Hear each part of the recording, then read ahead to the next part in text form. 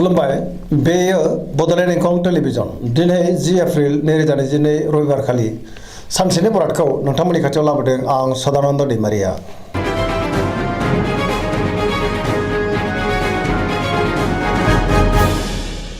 सिगां फरायनो लादों मेष राशि गिबि हांखो अ ल। दिनैनि साना जोबोर मोजां, गोसोनि साननायफ्रा जाफुंगोन, बहाबा हान्थिनो एबा दावबायनो खाबु फैनो हागौ। गोबां जेंनाखौ दिनै गोरलैयैनो सुस्रांनो हागोन। गोजोननि आंखाल जानाय नङा, गोसोखौ दिनै गोबां गोजोननायबो मोनगोन। गुबुननि गोसोखौ गोरलैयैनो बोनोबो हागोन, सोरजोंबा बाख्नाय जानोबो हागौ। गोसोनि साननायफ्रा मोगथाङाव जाफुंगोन। देहाया दिनै मोजाङै थागोन। रांखावरियाव जोबोर मोजां, नाथाय अब्लाबो खरसायाबो बांगोन। बेफार फालांगियाव दिनै जोबोर मोजां होनजायो। न'खराव दिनै अनलायनाय फैगोन। बिदा फंबायजों मोजां सोमोन्दो थागोन। मावनो लानाय खामानिखौ थि समावनो आरो गोरलैयैनो मावफुंनोबो हागोन। पजिटिभ एनार्जिनि गोहोमबो गोग्लैगोन। लाइमोनफोरनि गोसोआ दिनै जोबोर रमान्टिक जागोन आरो गावबा गावनि गोसोनि साननायफोरखौबो फोरमायलायनो हागोन। सोरबा लोगोनि हेफाजाबखौ थोजासे मोनगोन। गुबुननि गोसोखौ गोरलैयैनो बोनो हागोन।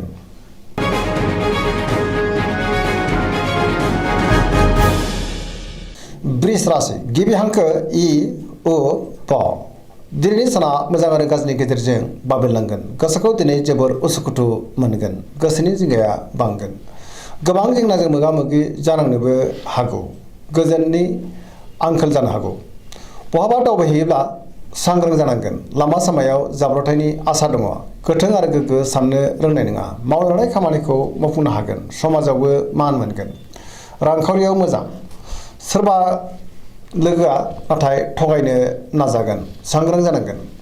बेफार फालांगियाव मोजां होनजायो। न'खरावबो दिनै बिसि फिसायनि गेजेराव अनलायनाय फैगोन। बिदा फंबायजों मोजां सोमोन्दो थागोन। देहायाबो मोजाङैनो थागोन। अब्लाबो नाथाय जानाय लोंनायाव सांग्रां जानांगोन। सोरबा लोगोखौ फोथायनो गोब्राब जागोन। लाइमोनफोरनि गोसोआ दिनै जोबोर आला खाला जागोन। गुबुननि गोसोखौ बोनो हानाय नङा। खुसिनि आंखाल जानो हागौ। जेबो गोदान खामानियाव आखाइ होयैआनो गाहाम। नेगेटिभ एनार्जिनि गोहोम गोग्लैनोबो हागौ।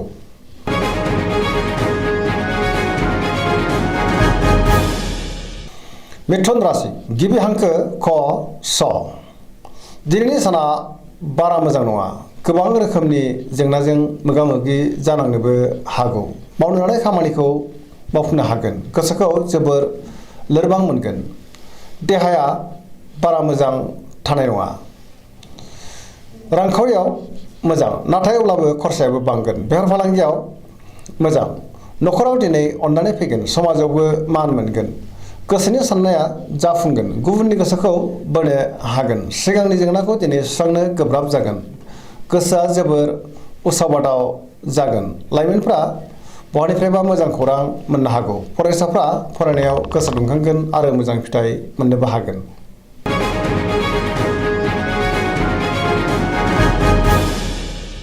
कर्कट राशि गिबि हांखो ड ढ ह।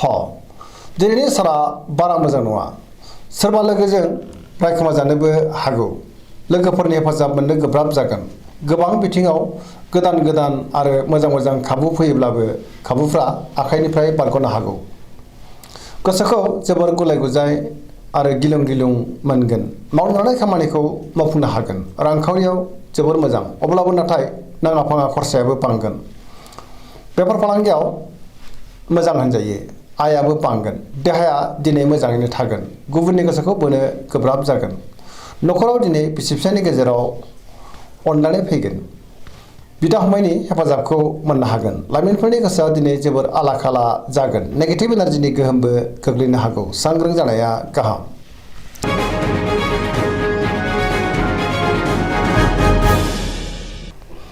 सिंह राशि गिबि हांखो म ट। दिनैनि साना जोबोर मोजां। बयजोंबो अनजागोन आरो गुबुनखौ अननो रोंगोन। गोसोनि बोलोआ बांगोन। गोसोखौ दिनै जोबोर गोजोननाय मोनगोन। देहाया मोजाङै थागोन। गोबां बिथिङाव जाफुंसार जानो हागोन। माबा मोनसे मोजां खौरां फैनोबो हागौ आरो मोननोबो हागौ। गोसोखौ जोबोर रमान्टिकबो मोनगोन। लाइमोनफ्रा गावबा गावनि गोसोनि साननायखौ फोरमायलायनोबो हागोन। समाजाव लोगो लेवा बांगोन। मावनो लानाय खामानिखौ थि समावनो आरो गोरलैयैनो मावफुंनोबो हागोन। रांखावरियाव दिनै जोबोर मोजां। बेफार फालांगियावबो दिनै जोबोर मोजां होनजायो। आयआ बांगोन। न'खराव अनलायनाय फैगोन। गुबुननि थाखाय गोबां मोजां खामानि मावनानै होनोबो हागोन। गोसोआबो दिनै जोबोर गोख्रों जागोन। सोरबा रोंगौसानिफ्राय मोजां बोसोन मोननो हागौ। गोसोनि साननायफ्रा मोगथाङाव जाफुंगोन। धोरोमारि बिथिङावबो दिनै गोसो दुंखांगोन। पजिटिभ एनार्जिनि गोहोमबो गोग्लैगोन। गोसोनि साननाय आरो लुबैनाया मोगथाङाव जाफुंगोन।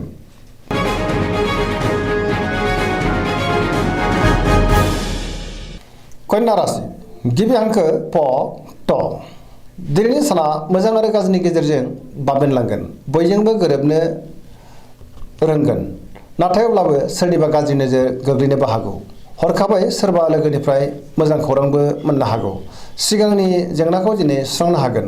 माबा मोनसे मोजां हाबा मावनानै होनोबो हागोन। गोसोखौ जोबोर गोजोननायबो मोनगोन। गुबुननि गोसोखौ बोनोबो हागोन। रांखावरियाव मोजां, नाथाय अब्लाबो नाङा फाङा खरसायाबो बांगोन। बेफार फालांगियाव मोजां।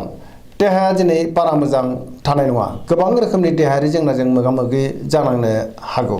गोबां सुबुंखौ लोगो मोनगोन। न'खराव दिनै बिसि फिसायनि गेजेराव अनलायनाय फैगोन। बिदा फंबायजोंबो मोजां सोमोन्दो थागोन। समाजावबो मान मोननो हागोन। गोसोनि साननायफ्रा मोगथाङाव जाफुंगोन।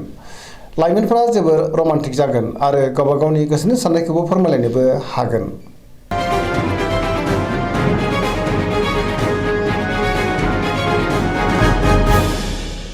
तुला राशि गिबि हांखो र ट। दिनैनि साना जोबोर मोजां। गोसोखौ जोबोर गोजोननाय मोनगोन। गुबुनखौ मान होनो रोंगोन आरो गावबो गुबुनजों मान होजागोन। सोरजोंबा बाख्नाय जानोबो हागौ। बहाबा दावबायहैनो खाबु मोनगोन। गोसोआव गोदान आरो गोग्गो साननो रोंगोन। जेरावबो जाफुंसार जानो हागोन। बहाबा थांनांगौब्ला दिनै जोबोर मोजां आरो मोजाङैनो हान्थिनोबो हागोन। गोसोखौ जोबोर गोजोननाय मोनगोन। गोसोनि बोलोआबो बांगोन। गोसोनि साननायफ्रा मोगथाङाव जाफुंनो हागौ। मावनो लानाय खामानिखौ थि समावनो मावफुंनोबो हागोन। देहायाबो दिनै मोजाङै थागोन। रांखावरियाव मोजां। मोननो गोनांखौ मोननो हागोन। बेफार फालांगियावबो दिनै जोबोर मोजां। न'खराव बिसि फिसायनि गेजेराव अनलायनाय फैगोन। बिदा फंबायजों मोजां सोमोन्दो थागोन। फरायसाफ्राबो दिनै फरायनायाव गोसो दुंखांगोन आरो मोजां फिथाइ मोननोबो हागोन।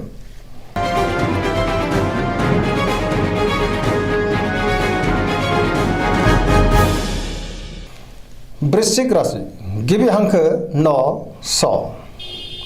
दिनैनि साना मोजां आरो गाज्रिनि गेजेरजों बाबेनलांगोन। गोसोनि बोलोआ लोरबां जानो हागौ। सुथुराबो बांगोन। गोसोखौ दिनै जोबोर गिलुं गिलुंबो मोनगोन। देहाया मोजाङै थागोन। अब्लाबो नाथाय जानाय लोंनायाव सांग्रां जानांगोन। नेगेटिभ एनार्जिनि गोहोमबो गोग्लैनो हागौ। गोसोआव गोजोननाय गैयै जागोन। रांखावरियाव मोजां। मोननो गोनांखौ मोननो हागोन। आरजिनाय धोनखौबो दोनथुमनो हागोन। गोबां धोन आरजिनोबो हागोन। मावनो लानाय खामानिखौ थि समावनो आरो गोरलैयैनो मावफुंनोबो हागोन। गोसोनि साननायफ्रा मोगथाङाव जाफुंगोन। गोसोनि बोलोआबो बांगोन। समाजावबो मान मोनगोन। न'खराव एना एनि फैनो हागौ। सांग्रां जानाया गाहाम। बेफार फालांगियाव मोजां। गुबुननि गोसोखौ दिनै बोनो गोब्राब जागोन। सेंग्रा सिख्लाफ्रा गावबा गावनि गोसोनि साननायखौ फोरमायलायनो हागोन आरो गोसोआबो दिनै जोबोर रमान्टिकबो जागोन। फरायसाफ्रा फरायनायाव गोसो दुंखांगोन आरो मोजां फिथाइ मोनगोन।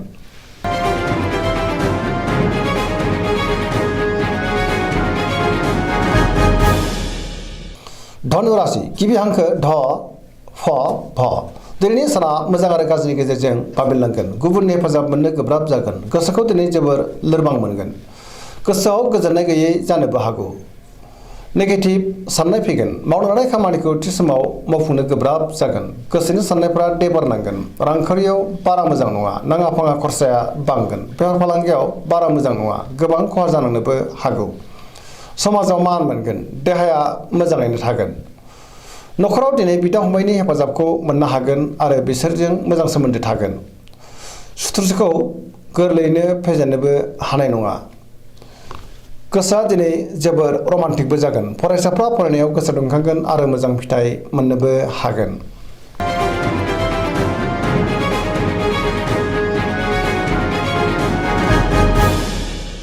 मकर राशि गिबि हांखो ख ज। दिनैनि साना जोबोर मोजां। गोसोखौ जोबोर गोजोननाय मोनगोन। रांखावरियाव जोबोर मोजां। नाथाय अब्लाबो खरसायाबो बांगोन। बेफार फालांगियाव जोबोर मोजां मुलाम्फा मोनगोन। न'खराव दिनै बिसि फिसायनि गेजेराव अनलायनाय फैगोन। बिदा फंबायजों मोजां सोमोन्दो थागोन। मावनो हानाय खामानिखौ थि समावनो आरो गोरलैयैनो मावफुंनोबो हागोन। माबा मोनसे मोजां खौरां फैनोबो हागौ। समाजावबो दिनै मान मोनगोन। बयजोंबो गोरोबनो रोंगोन। सोरजोंबा बाख्नायजानोबो हागौ। बहानिफ्रायबा मोजां खौरां फैनोबो हागौ। गोसोनि साननाया जाफुंगोन। गोसोनि बोलोआबो बांगोन। गोसोआ दिनै जोबोर रमान्टिक जागोन आरो लाइमोनफ्रा गावबा गावनि गोसोनि साननायखौ फोरमायलायनोबो हागोन। फरायसाफ्रा फरायनायाव गोसो दुंखांगोन आरो मोजां फिथाइ मोनगोन।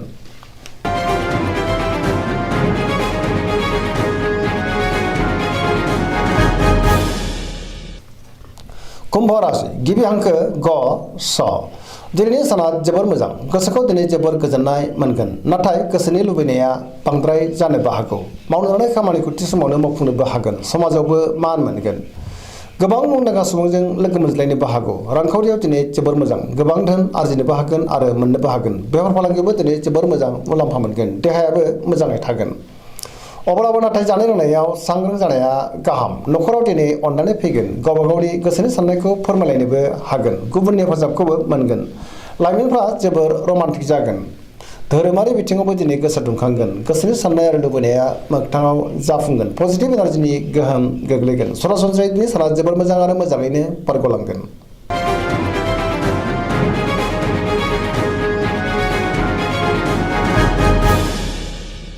मीन राशि गिबि हांखो ड स दिनैनि साना बारा मोजां नङा नेगेटिभ एनार्जिनि गोहोम गोग्लैनो हागौ गोजोननि आंखाल जागोन बयजोंबो गोरोबनो रोंनाय नङा गोसोखौ दिनै जोबोर उसुखुथु मोनगोन गोसोआव गोबां बिथिंनि बेले बेजे साननाय फैगोन मोनफ्रोमबो बिथिङाव सांग्रां जानो गोनांथि फैगोन गोसोनि बोलोआबो लोरबां जानो हागौ गावनि गोसोनि साननायखौ नाथाय गुबुननो फोरमायनो हागोन गोसोखौ जोबोर आला खालाबो मोनगोन गुबुननि थाखाय नाङा फाङा जेंनायाव गोग्लैनांनोबो हागौ देहाया मोजाङै थागोन रांखावरियाव मोजां बेफार फालांगियावबो मोजां न'खराव अननानै फैगोन बिदा फंबायनि हेफाजाबखौ मोननो हागोन बहानिफ्रायबा नाथाय हरखाबै गाज्रि खौरां मोननोबो हागौ नेगेटिभ एनार्जिनि गोहोमबो गोग्लैनो हागौ फैबाय थानाय समाव सांग्रां जानांगोन समाजाव मान मोननो हागोन फरायसाफ्रा फरायनायाव गोसो दुंखांगोन आरो मोजां फिथाइ मोनगोन दिनैनि राशि फरायनाया एसेनोसै जोबनायाव बेखौनो खावलायो जाहाथे नोंथांमोना सानफ्रोमबो जोंनि बे बड'लेण्ड इंखं टेलिभिजनखौ नायबाय थायो आरो साबस्क्राइब खालामो लोगोसे लाइक खालामो आरो शेयार खालामो एसेनोसै गोजोन्थों